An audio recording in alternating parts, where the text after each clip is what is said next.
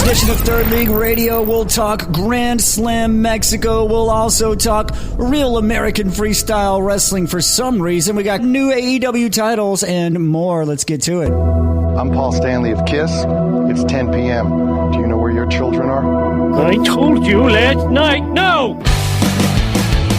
You're listening to your source for pro wrestling talk. For those that are unaware, my name is Fuego del Sol. Yeah, I actually used to wrestle for Ring of Honor before I signed with WWE. You know, that name that you just named, I've never had a one-on-one match here in Impact Wrestling Games for Swan. This is Third League. World Women's Champion for NWA. I'm the first ever Mexican-born wrestler to hold this title. This is the first time someone's introduced me as the Monster Hunter outside of a wrestling show. His psychology was completely different, and it was more lucha style and Japanese style, so I got two completely different kinds of training. This is Wrestling Radio. All right, so we are going to start off, you've probably heard the tease right there at the end, new AEW titles. Well, no, not exactly, but apparently two new sets of AEW tag team titles have been on the shelf for the last year, and I'm questioning the reporting simply because of one of them.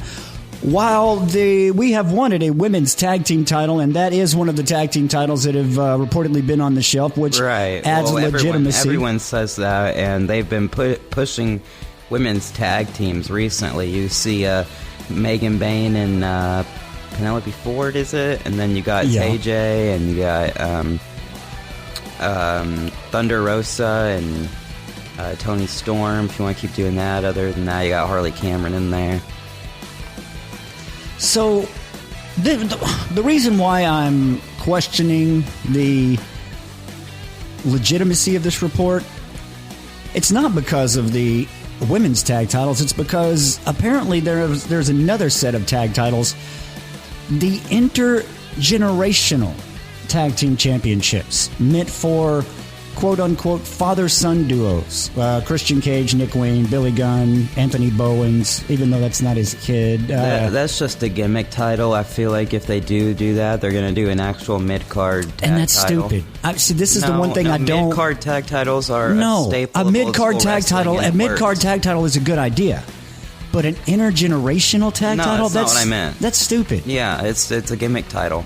Like a United States... It's the 24/7 title. It's a gimmick. A United States Tag Championship would be a good thing, but AEW doesn't need gimmicks. That's for WWE. That's for them to do. Whoever talked Tony out of putting this title up when he wanted to, if this is real, good on you. I don't think that was Tony's idea. I think one of the writers tried to float it around. They actually made titles, so I think Tony had something to do with it.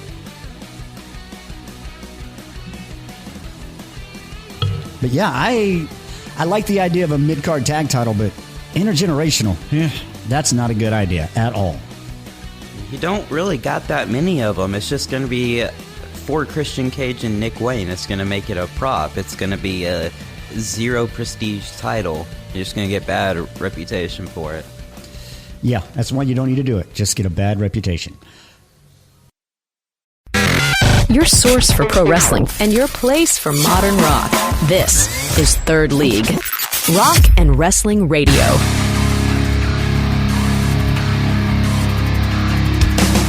Well, speaking of something that may be giving someone a bad reputation, the new American Gladiators reboot is going to make its debut on Amazon Prime Video. American Gladiators and professional wrestling have always had a good relationship. I watched Rico Constantino win American Gladiators as a kid. Then I watched him actually become a professional wrestler. Which, as a kid, I was a professional wrestling fan, and I thought Rico Constantino is a great pro wrestling name. He didn't even have to change it. It was awesome. But the new edition of American Gladiators will feature professional wrestlers as gladiators. People like Rick Boogs, former WWE guy, OVW star J-Rod, former TNA Tag Champ Jesse Goddard, as well as current AEW stars Camille and Wardlow. This is causing a problem because the host of the show is WWE star Miz. This is only causing a problem on one side, though. Can you guess whose side it's a problem for? The Rock. TKO, WWE. They do not like it. But yeah, it's... I don't know. This is That just makes you look weak, I think. Yeah. Crying about, hey, we don't like... I mean, they actually had MJF edited out of the Happy Gilmore 2. Yeah, that's stupid. Yeah, they called the company and said, hey, can you please edit MJF out of the trailers that we show on Raw, that we show on our WWE shows? No. That is petty. That makes you look weak. It makes you look stupid. I've never understood why anyone thought that was a good idea. Yeah. Like, when Anthem, when they bought Access TV, New Japan was on Access TV. They bought Access TV solely to have a place to air TNA. So what did they do? They kicked New Japan off air. Everybody got mad about that. They relented, let New Japan finish out a contract, and then, of course, they didn't renew the contract. But it's just, yeah, I don't understand that at all. I've never understood that thought process. But, yeah, we mentioned American Gladiators, the good wrestling tie-in, Rico Constantino. But I think if we're talking American Gladiators... If we're talking American Gladiators and wrestling tie-ins, we got to mention the bad one, Mike Adamle. Were you watching Raw when he was the GM of Raw, or when he was one of the announcers? I don't know who that is. Mike Adamle was great on American Gladiators as the announcer. Vince brings him in. I don't remember if he brought him in to be the actual play-by-play or if he brought him in as the GM one time or something, but... he did not study. He did not care who the wrestlers were. He put in no time at all. He called wrestlers by the wrong names on live TV doing interviews. Mike Adamle in WWE was bad. I'm glad Vince realized that quick enough. He was like, yeah, bud, you've been here for a month. You got to go. He wasn't around long at all. He lasted a month under Vince? He wasn't around long. Well, Vince liked him. I mean, he did good on American Gladiators. He had a great voice, but... he was not prepared in any way. You're not bilingual? There's a lot of bi things I am, but lingual is not one of them. Ah, merciful heaven. Hey, wait a minute. Did I just mean to say that? I don't think you did, but be that as it may, we're live. Talking wrestling around the world. Running the gamut of modern rock. This is Third League. Rock and Wrestling Radio. Well, if we're going to talk Vince McMahon, we've got to talk 14th and I Investment and Entertainment Firm, which is a name that I will never get used to. 14th and I. What is that?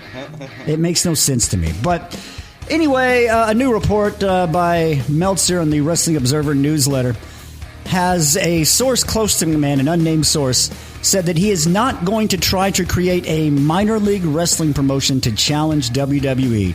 The source claimed McMahon is too dominant-minded to try to start a war with WWE. In the same way that when he created the XFL, he didn't go head-to-head and challenge the NFL. It was designed to be different.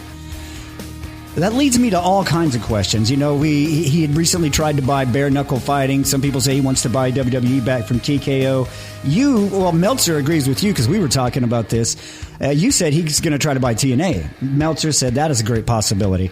But when we go back to that line, the XFL was designed to present football in a different way. You've already got WWE doing their WWE style. What? You've got AEW presenting wrestling in a different way. Where else can he go? He needs to stay in pro wrestling. Any other venture he's going to go into is just throwing millions and billions into a sea of open water for fish to swim up, and that's their food. What I think is going on in his head, he's always hated TNA because they were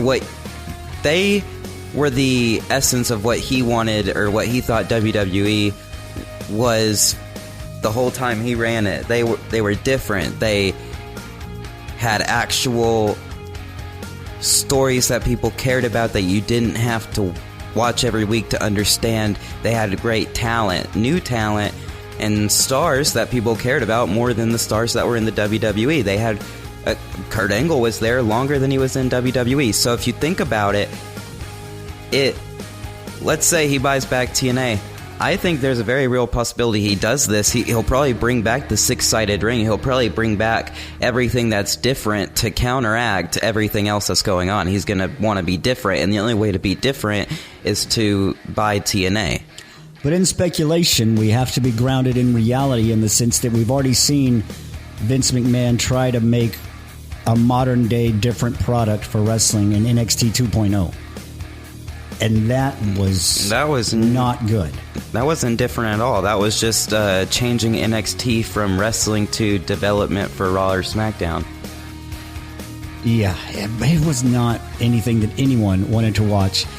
You know what? I don't know when it happened, but we got to write down for this week in history at one point. Do you remember when they had to apologize for how bad the show was on live TV, and they never changed anything about it? That's got to be a this week in history topic at least one point. You mean for like WWE CW? No, for WWE. It was like, what, in 2020? It was like a couple of years ago, honestly. Oh, well, yeah. They went on TV and were like, hey, we're sorry, the product has sucked.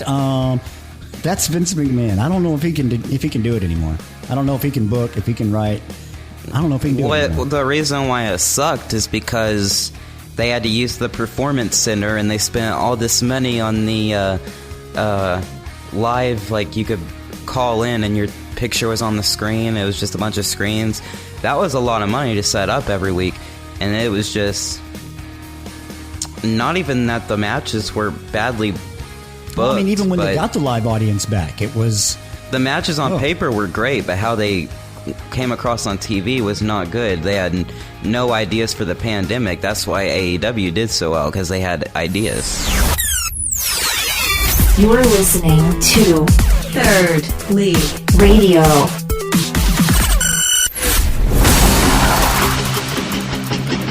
Well, here on Third League Radio, we got to kind of switch up and go into real life causes and effects here as Dr. Chris Nowinski, former professional wrestler, former Tough Enough contestant Chris Nowinski. He is now he's a doctor who studies CTE, head trauma. He was recently on Chris Jericho's show, and Jericho had talked to him, asking him about what he's noticed on how WWE, AEW, other promotions, they've cut down on the dangers of recurring head injuries. And basically, he said he's seeing wrestlers be smarter and try safer moves to execute while really not taking any visibility away from anything that they're doing. For instance, when AEW does chair shots to the head, they do them in a certain way. They sand the chair down. The chair's really thin and brittle at that point, you know. WWE just chooses not to do them at all. And he says that wrestlers are now given the choice. Oh, hey, I don't have to dive off that. I can say no. You know, wrestlers now have more of a choice in what they do. So I think that's a very cool thing, but I like a lot of work that he's doing in the CTE. The reason I like what he's doing, and we don't mention this name on the show a lot, but he's studying the effects of CTE to help not only wrestlers now, but to help prevent future tragedies, i.e. Chris Benoit. Now, he says that while his concussions, while the CTE, while Chris Benoit's... while his brain was terrible. Well, yes. Well, I was trying to find a better way to say it, but while his brain was terrible, that's not the one thing that led up to him doing what he did. But he said he's seen 10 different cases of athletes in different sports all have the same story. Fine people, started having some mental health problems, kept getting worse because of injuries to the brain in sports and things like that. And then he's seen the tragedies happen not only with Chris Benoit, but in other people in other sports. Mm-hmm. I mean, you mentioned Junior Seau taking his own life from the San Diego Padres when there was... in everybody's... who knew him, he never showed any signs of anything, and once they actually did study his brain after he took his life, they were like, oh my gosh, the effects of CTE are bad here. Mm-hmm. So, I mean, the work that Chris Nowinski's doing, while I was not a fan of him, you know what? It's not I was not a fan of him as a wrestling character, I was not a fan of him as a wrestler. But as a doctor, big fan of Chris Nowinski. Talking wrestling around the world, this is Third League. Well, we're going to talk about someone I'm not really a big fan of, Hulk Hogan and Eric Bischoff. Real American Freestyle Wrestling is set to host its inaugural event 2 months from now, August 30th, at the Wolstein Center in Cleveland, Ohio. The proceeds will be pledged to Cleveland State University. That's weird. All the proceeds from the first event are going to be pledged to Cleveland State University. Fans can already purchase their tickets for the event via the Real American Freestyle website and Ticketmaster. Now, here's what I'm concerned about. The cheapest ticket is $40. How much is it to buy online? Because if it's more than $20, if it's more than $15, I'm not watching it. Yeah, that is very valid. You don't want to pay really more for watching at home than you are for a ticket. I get that. But speaking of tickets, I get it. It's away in August 30th. But they are set up for 3,882 seats in Wolstein Center in Cleveland State. They have right now sold 380. This is what Hulk Hogan said was going to be bigger than the UFC, or had the potential to be bigger than the UFC. They've sold 380 tickets. I'm not a guy who's worried about ticket sales most of the time. I'm really not. The people who are going to come to the show and enjoy the show are going to come to the show and enjoy the show. You know what I mean? People who are interested, they're probably going to be brought by somebody who is coming to enjoy the show. So I haven't really cared about ticket sales. But when you're got 380 people coming to your first ever show for something you have this much hype for, I think that causes concern. Or that is at least a cause for concern. Yeah. No elaboration on that? No, I mean, you can't sell 380 tickets out of an expected 3,800 in a 13,000 seat arena and think that's okay. Yeah, I mean, let's, you don't want anybody to fail. I've always wanted a real pro wrestling, to quote a Rulon Gardner term. I think everyone who's tried has done it wrong. I think Hulk Hogan and Eric Bischoff are going to do this wrong. But you don't want them to do that because of the wrestlers who are actually trusting in them. You know what I mean? You don't need to put your trust in Hulk Hogan. It could be good. It could be good. Well, I'm just saying, you don't need to put your trust in Hulk Hogan anyway, but if you don't want the people who are trying to build what they think is going to be a real wrestling promotion so they can go from NCAA status to a professional wrestling, not if they want to be bigger than UFC, go for it. Fuck the UFC. But 380, that's cause for concern on your first event. Third League Radio. Well, all right, now we got to get into wrestling for the week because it was a big week. Grand Slam Mexico. 2.5 hours live from Arena Mexico in Mexico City. It was a sold-out house. It was a great show that would open with Hangman Page coming to the ring. Hola, mi nombre es Hangman. And I thought he was going to stop right there. He does not. He goes on for about 5-6 minutes, fully on in Spanish, talking about how Mexican workers on his parents' farm taught him the value of working together, how every summer they spent working out in the farms together, and now he was thanking CMLL and thanking them for letting them come into their house, and he said, we need to work together to make pro wrestling better. And he was over with the crowd. Well, he was over with the crowd before he even said anything, but after that, he had him in the palm of his hand. He could do whatever. He also said that he was not allowed in the main event while the match was going on, but he said they didn't say anything about after the match. So after the pin, I'll see you in the ring where I'm going to kick Moxley's ass. That's what's called foreshadowing.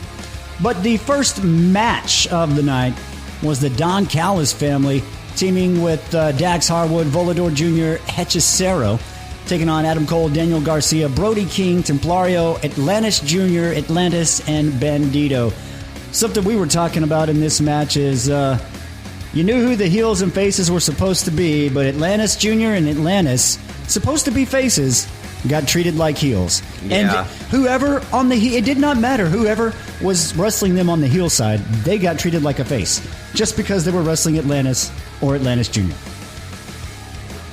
Yeah, because we were confused because people in America love Atlantis and Atlantis Sr. They see him as like legends. They're like, oh my god, we got Lucha Libre legends we get to watch. And I looked this up. I had Chat GPT tell me, because I was like, you know what? Let's just see what it says. Let's see how accurate it's going to be if I ask it, why is Atlantis and Atlantis Senior booed in CMLL? Well, it says they are overprotected, overpushed, not as exciting, and they take spots away from younger talent. Yeah. And what happened at the end of the match? Atlantis Senior pins. Senior gets the win by pinning Dax Harwood. Oh my One God. half of probably the greatest tag team of all time. Or at least one of the greatest tag teams of all time.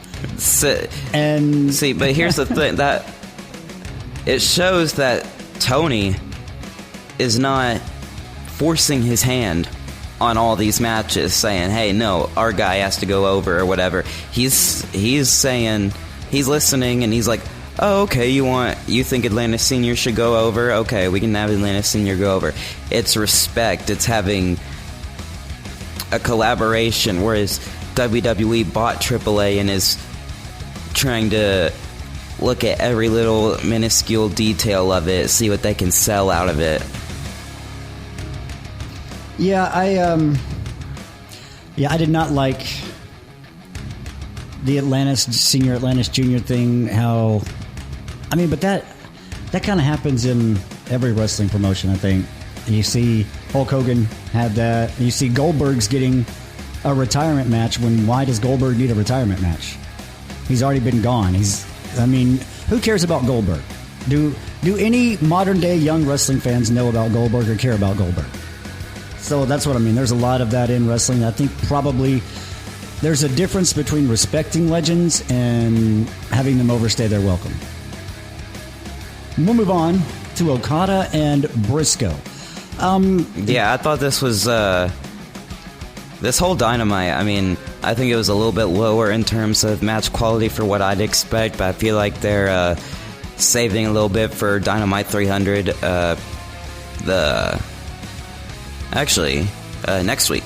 But anyway, this was a little slow, and it was just not what I'd expect from either competitor here, but it was more for the spectacle of the show, and the Mexican fans did not seem to really care. So, yeah, whatever. If it works, it works. If it doesn't, it doesn't. I think if they would have went all out to the level they're capable of, the Mexican fans would have been drawn in.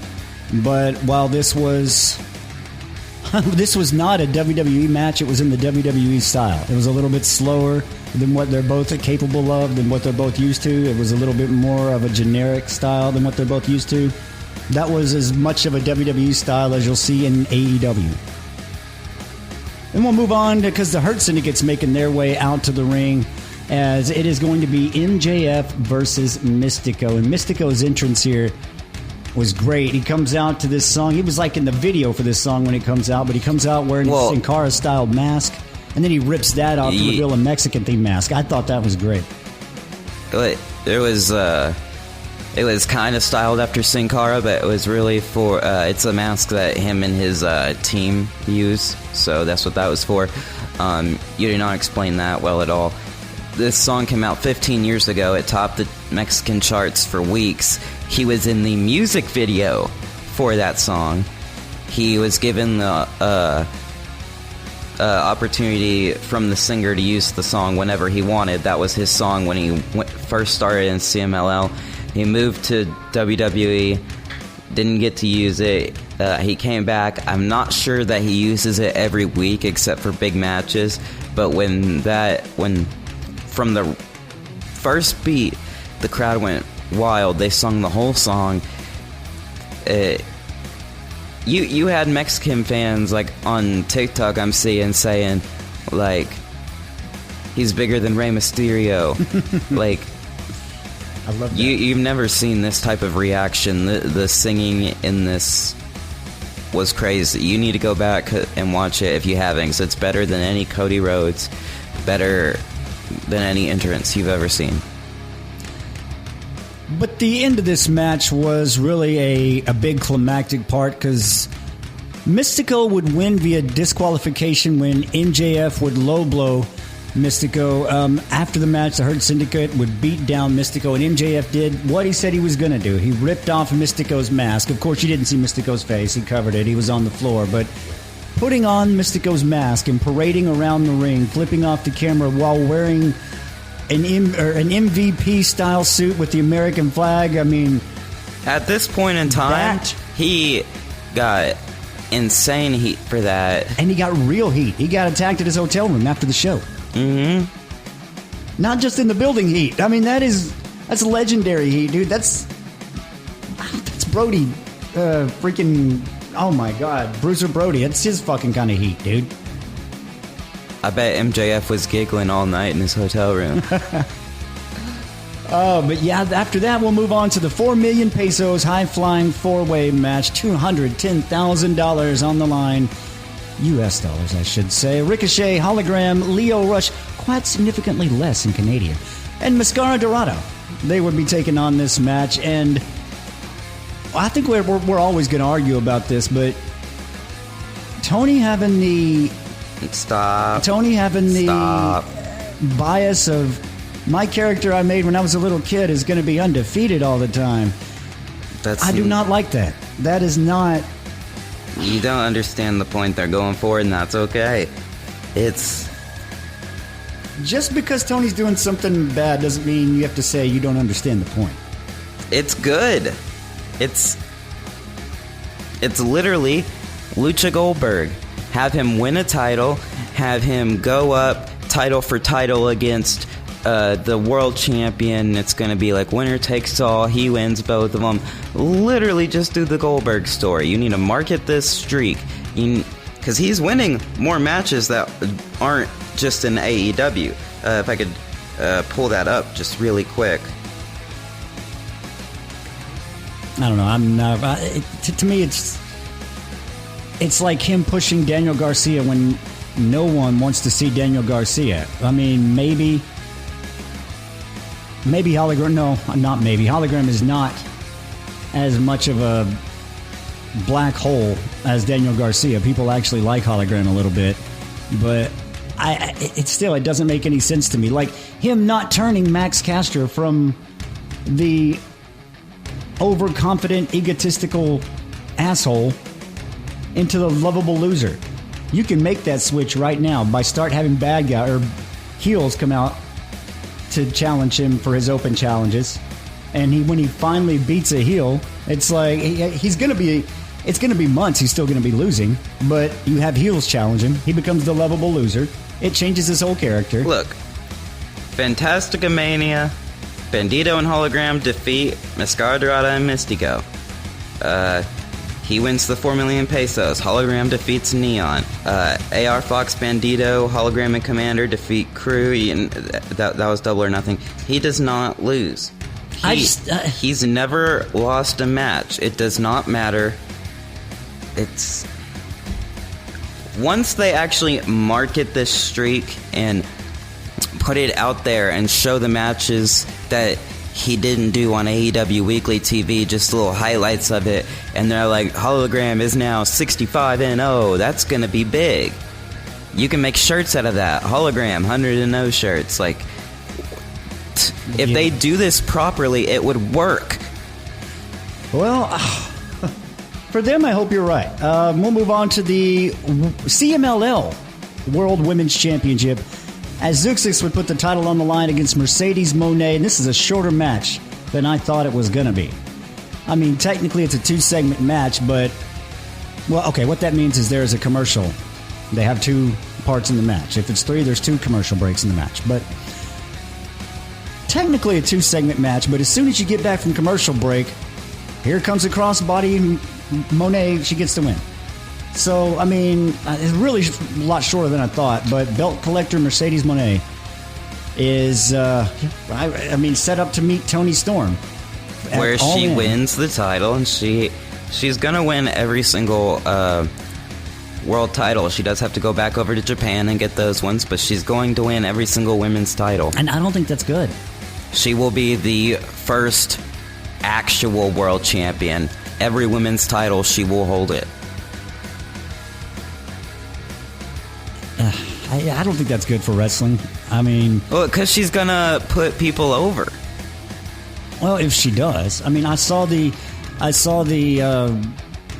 numbers for, promotions when Mercedes wasn't there versus when she was there. Yes, higher attendance. Yes, higher ticket sales. I get all that. That's perfectly fine, and I get that argument. I just don't... When you had Ultimo Dragon holding all those titles, that was unique. That was special. Now, Kenny Omega's already done the belt collector. I mean, we haven't seen a woman do that. This is going to be special. It is special. A lot of people are with this. I feel like you're one of those internet critics who aren't with this. No, I'm not. I mean, once you get off the internet and just look around you, it's not that I'm not with it. I just don't think it's. I don't think it's good. I don't think it. I think it's too close to Kenny Omega's belt collector, and I think it. I don't know. Hopefully, I'm wrong, but we'll see. We go to the main event, though, is Jon Moxley, Wheeler Yuta, the Beast Mortos filling in for Claudio Castagnoli, and the Young Bucks. They team up to take on Swerve Strickland, Will Ospreay, and the Ops, Powerhouse Hobbs, Samoa Joe, Katsuyori Shibata. And, I mean, kind of quick action, a little bit, I don't want to say thrown together, but a little bit improvised, a little bit maybe just talked about, not planned out. But as you would expect, Jon Moxley, Wheeler Yuta, Mortos, Young Bucks, they are going to get the win. And after the match, here comes Hangman Page as promised. He tries to hit a buckshot lariat on Moxley. Moxley moves. He hits Matt Jackson, Death Riders, Mortos, everybody. They get out as the Young Bucks are looking at Page like, why would you do this? So it's like, we're friends. Why did you do this? Are they going to pull a Cody where Hangman loses this year and wins it all in next year? I don't know. I think it's all set up perfectly for Hangman to win, but... I think he wins, 100%. But like you said, it could be because they're telling the story so perfectly and lining you up to believe this is what's going to happen. Usually when people are doing that, they're setting you up to wipe the chair out from under you. You know what I mean? They're setting you up for the turn. They're setting you up for the twist. But then it makes it automatically guaranteed that he has to win next year because... Yeah. Or else the fans are going to be up in arms and they're going to be pissed the fuck off. But that is AEW Dynamite Grand Slam Mexico.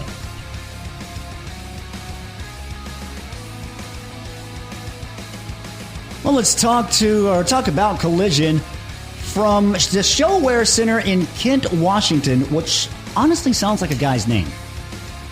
You should probably think about changing that, Kent. It's a nice place.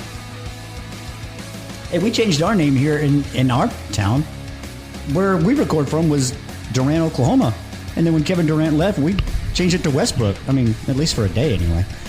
And that's actually real. You can look that up. Anyway, we'll talk about Collision now because from Mexico to Washington, we are starting off Collision. Jon Moxley and on Kevin Durant. He's on his Shaq career right now, right? He's just flip flop. Yeah, going to team after team after team. But AR Fox consistently getting back in the good graces of Tony Khan. He gets a match opening up Collision against Jon Moxley. Short match. He gets beat the fuck up, right? Mox wins. I mean, he does get some good moves in. It's not a squash match, but Mox is dominant in the match, and he does get the win. After the match, he grabs the mic, said he's been watching Hangman basically just piss away his God-given talents for years, and he's sick of waiting for him to get his act together. He said, on January 12th, I'm going to run Hangman out of this business and send him back to his farm to count chickens. I like that. But Adam Cole, Roderick Strong, Bandito, they would be up teaming with Daniel Garcia to take on... I'm not going to say it. Kyle Fletcher and Konosuke Takeshita. I'm not saying the name. Protoshita. They are taking on FTR. The Protostar and Shida.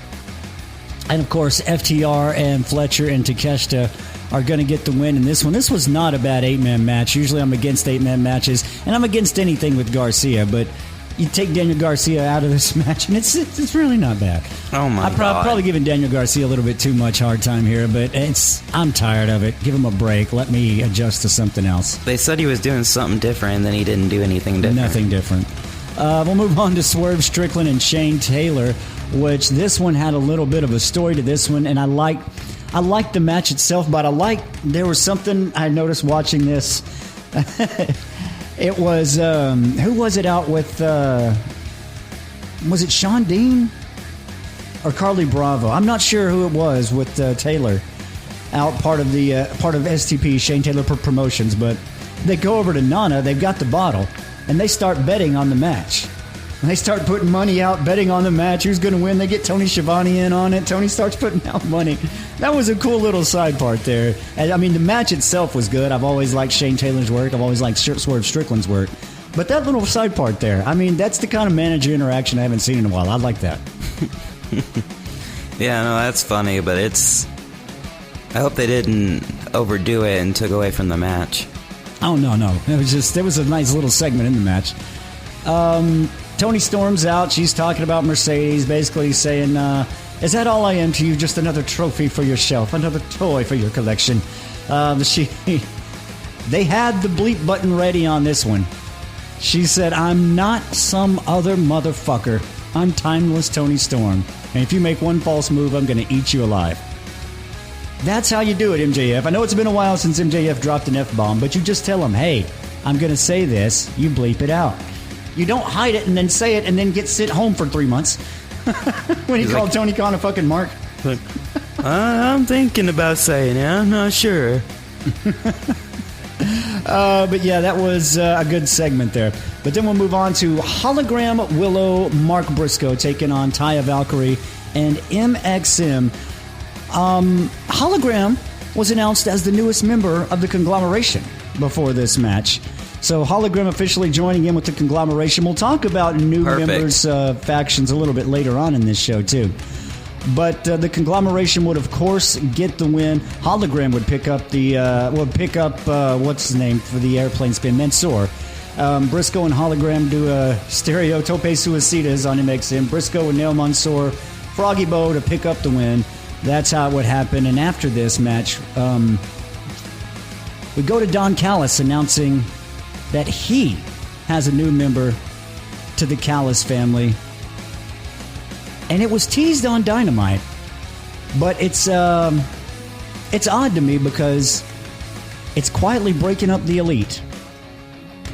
Kazuchika Okada, the newest member of the Callis family. What do you think about that? I mean, already the best wrestlers in the world are in the Callis family, or the best faction of wrestlers in the world. It has to be the Callis family. Well, we already see that the Elite is more or less trying to insert themselves everywhere. So you have the Young Bucks trying to insert themselves into the Death Riders, and you have Okada quietly inserting himself into the Callis family. I mean, it's no surprise that, like, Callis would pick up Okada if he thought that Okada was open. So I think it's part of a bigger ruse, because they're just trying to insert themselves into pieces to eventually maybe get a bigger lead in that faction, maybe take it over, maybe leverage it for something else. Yeah, I can see that thought. But we'll see how that plays out. Another big announcement is on the way as Christian Cage is out. And he says it's time. This may lend some credence to something we talked about earlier in the show. But he says it's time for Nick Wayne to walk next to him and become the first ever father-son AEW Tag Team Champions. Now, he was talking about the AEW belts, but we did talk about intergenerational belts a little bit earlier. So a storyline on that could be they can't win the championships, but Christian buys new championships. And he holds them, and it could be a gimmick like that. But if they make it a real... but I don't understand how else you're gonna constitute a father and son. Because, okay, yeah, in storyline, Nick Wayne, Christian Cage, father son, cool. But you don't have anyone else. Can you say that Dustin Rhodes and Sammy Guevara father son? Can you do that? I don't really understand where else you have. Who's gonna take the belts off of them? How are you gonna make it something someone cares about? I don't see it. Yeah, I don't either. We got to step back a little bit because I missed something that I wanted to talk about. Does Billy Gunn and Anthony Bowens count? Yeah. That would count as a intergenerational. See, that's what I don't get. But I want to talk about something I missed a little bit earlier because I want to do Sting and Darby. I wanted to talk about after the conglomeration match. Someone backstage, I think Lexi Nair, is asking Chris Statlander about Willow, and Statlander gets upset. And she's like, I'm not here to talk about how good everybody else is. I want to talk about me. And she's putting on a more heel type of attitude, but it's a very stiff She's promo. always been trying on the verge of a heel and face. Well, it was a very stiff promo. It's like she was reading lines, and I was like, yeah, she's going to need to work on that. And then Yuta comes out, and even when she pushes Wheeler Yuta away, she's like, I know what you're trying to do. She pushes Wheeler Yuta away. It's acting. And I can tell it's her trying to act. And then she turns around, and Moxley's right there.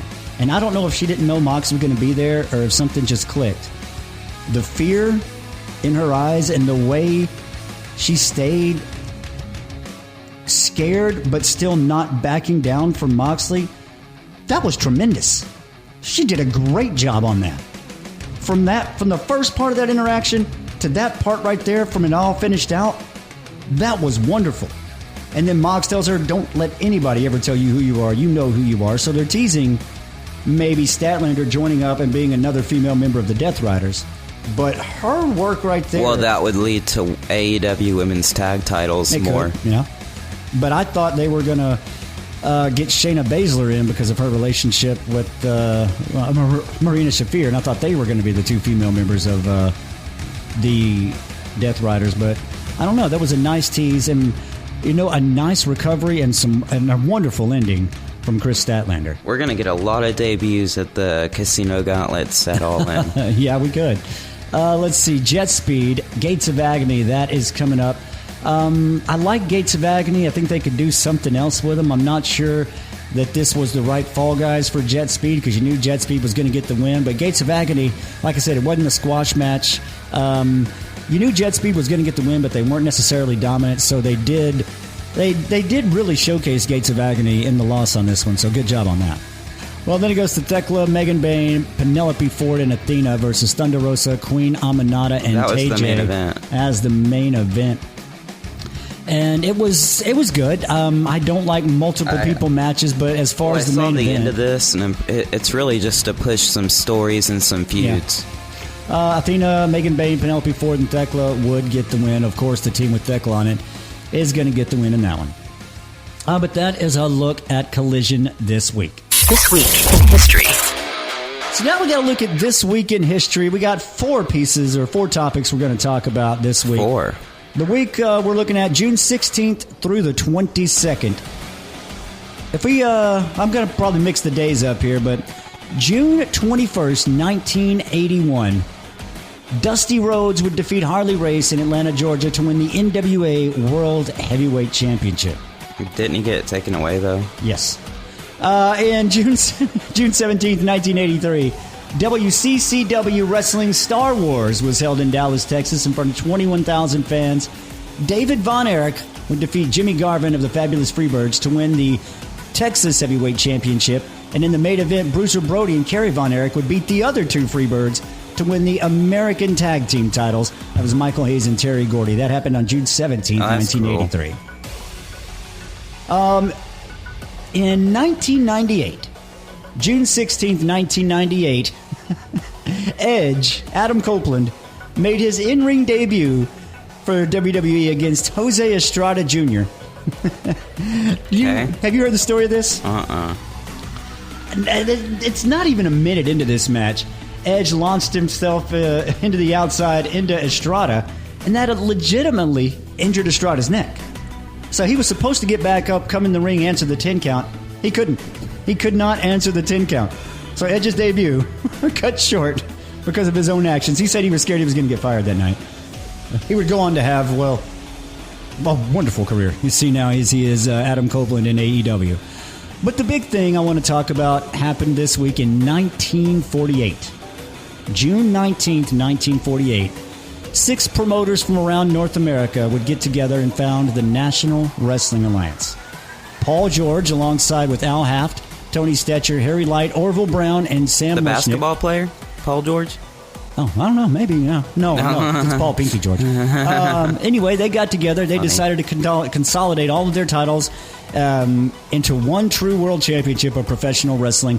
And they decided that night that, the newly formed board of directors of the NWA decided that Orville Brown would become the first ever NWA heavyweight champion. Member promotions were divided up into territories, as we all know, the NWA territory system, famous for that.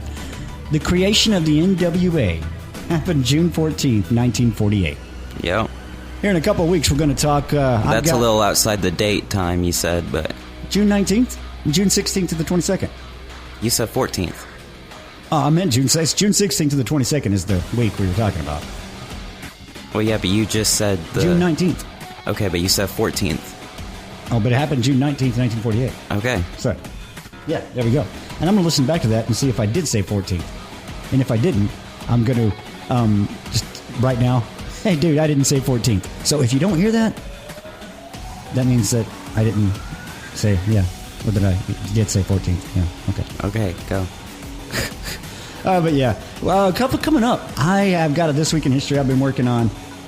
That's going to be in a couple weeks, but we are going to be talking about one of the greatest, most,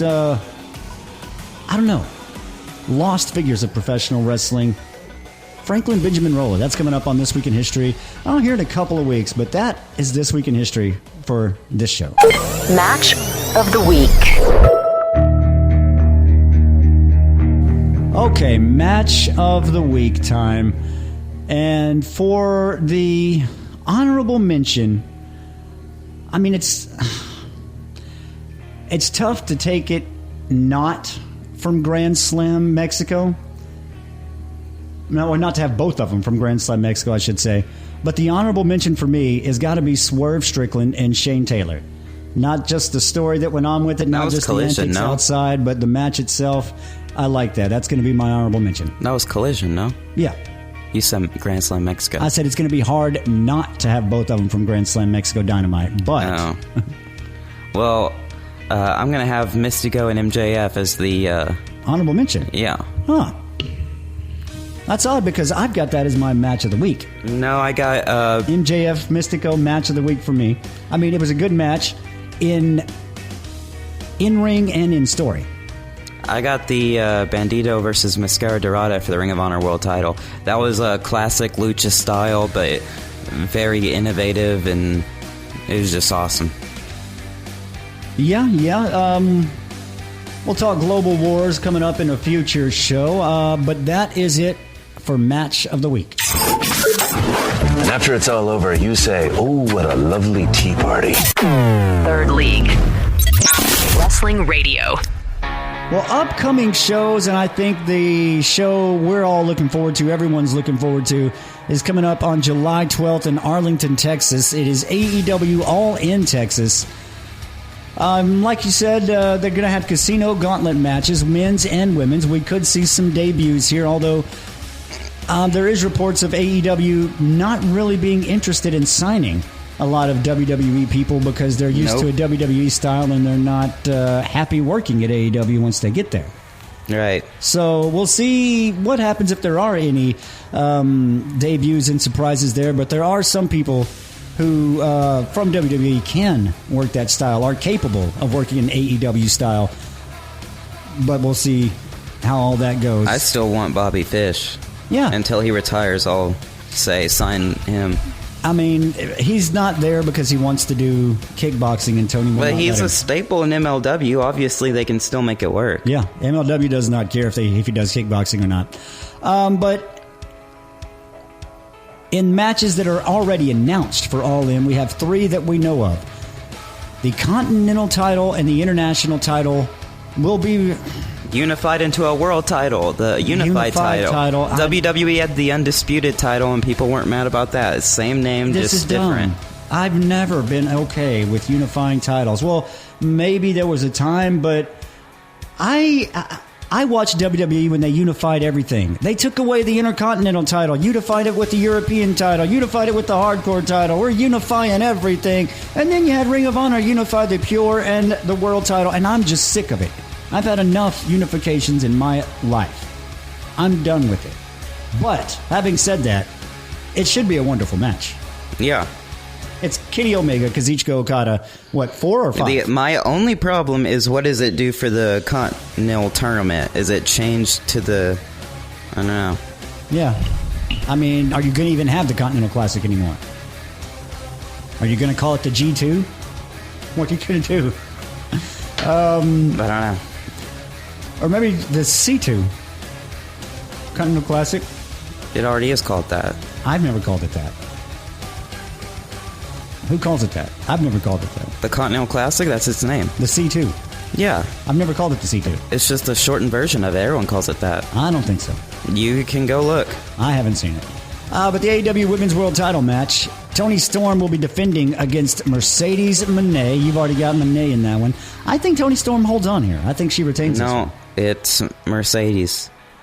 And in the main event, the AEW World Title match, Jon Moxley taking on Hangman Adam Page. I think Page is going to win this one. But like I said earlier in the show, they're setting it up so perfectly to look like Page is going to win. Don't expect him not to kick the chair right out from under you once you go to sit down. You know what I mean? A swerve could very well be coming. I think what's going to happen is, I'm still thinking of the Mercedes Moné match and going back to that, but I think she's going to win the AEW World Title, and then she's going to end up losing to Athena trying to win the Ring of Honor World Title, and it'll be like title, like winner takes all, and then Athena wins all the titles and she vacates like all the titles that's not the AEW and Ring of Honor title, something like that. Yeah, I could see Athena definitely deserves her time in the sun. She has put Ring of Honor on her back. She is the forever champion of Ring of Honor. I mean, you can say what you want about them undercutting Ring of Honor. I don't know the proper word to use. They're not putting as much effort into Ring of Honor as they should be. But the reason to watch Ring of Honor is Athena. One of the reasons to watch Ring of Honor is Athena. She is high profile, and her stories are always good. Right. Even if she has to make them good herself. Right. But yeah, definitely.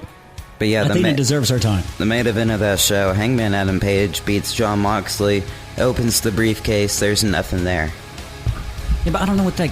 I've seen that a couple times posted on the internet. I don't know what that does. I don't know what that does for anybody. I don't know where a story goes after that. He's still the champion, but he doesn't have his belt. Okay, they just give him a new belt. And then Moxley's calling himself the real world champion. Hangman's like, I beat you. Punk? He's going to spray a paint of X on the thing and be like, I'm the real world champion. Probably. I mean, come on, man. They've already tried that storyline once and it didn't work. Because CM Punk is stupid and he gets injured all the time. He injured himself twisting his ankle on a buckshot lariat that he tried to do twice in a row and botched both of them.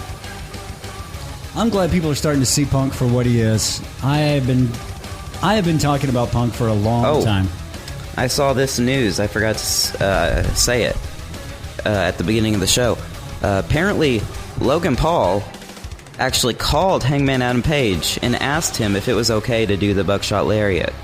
Yeah, I heard that too. I'm not sure that that's... oh, come on. Just because Logan Paul said it, I'm not sure it's accurate. But yeah, but Hangman would have said something if it wasn't. Yeah, Hangman would have been like, no, I didn't say that. But that is going to do it for the show this week. Thanks for tuning in. You can catch us on Spotify, Apple, YouTube. You can catch us live, mix961.net, Fridays at 10 p.m. It's Third League. Thank you for listening to this edition of Third League Radio. Download the latest episodes at Apple Podcasts, Spotify, or YouTube. Catch the live radio show every weekend starting at 10 p.m.